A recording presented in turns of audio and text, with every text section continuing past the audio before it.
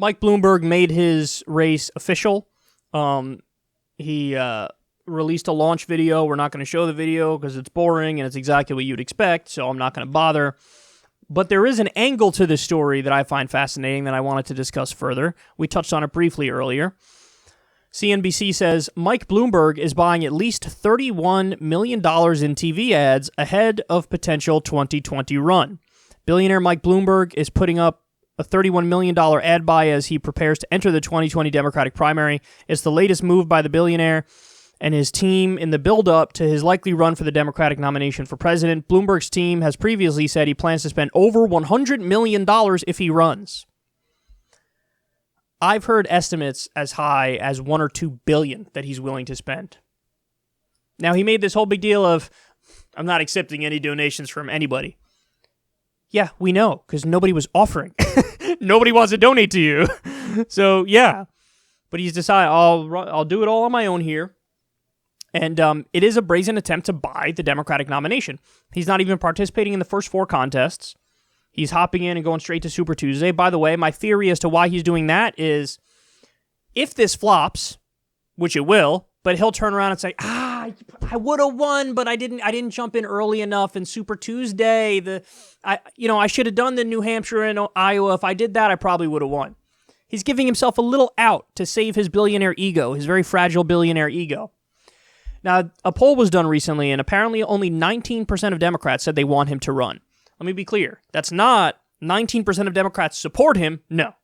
That number's more like 1% or less. But only 19% of Democrats said he should even run. The overwhelming majority are like, dude, don't do that. Don't run. What are you doing? Now, the other thing is, and this is the angle of this story that everybody's missing. The real point here is not just to try, let me try to build up support. And by the way, $31 million in ad buys is a literal record. It's a record. So if you're in certain states, you're going to be getting Bloomberg ads like crazy. And he's trying to up his name recognition as much as possible to gain support. But also, probably this is even the bigger point, to buy legitimacy with the media. That's what this is. Bloomberg's running for president. All his own money, doing a $31 million ad buy. Let me ask you a question. Which networks are going to be really, really ruthless about his campaign and honest about his chances? Answer, none of them. You will not see conversation about Bloomberg like you see on this show anywhere in mainstream media. Anywhere. They're all going to treat him with kid gloves. Why? Because he helps pay their bills. Also, a lot of the people on these networks know, hey, Bloomberg News could be a future employer of mine. So let me walk on eggshells a little bit, just to be safe, just to be secure here. That is 100% what's going to happen. There are conflicts of interest everywhere, man. He's an oligarch. Can we just call it what it is? Mike Bloomberg is an oligarch, and he's trying to buy the presidency. And it's a shame, because any look at his record, you'll learn very clearly and very quickly, he has no constituency, guys. None. None at all. None. Because his ideology is, as they said in a brilliant Atlantic article, paternalistic and coercive. That's his ideology. Stop and frisk, even though it was unconstitutional. He's since apologized for it, but that's because he's running for president. That's why he apologized for it.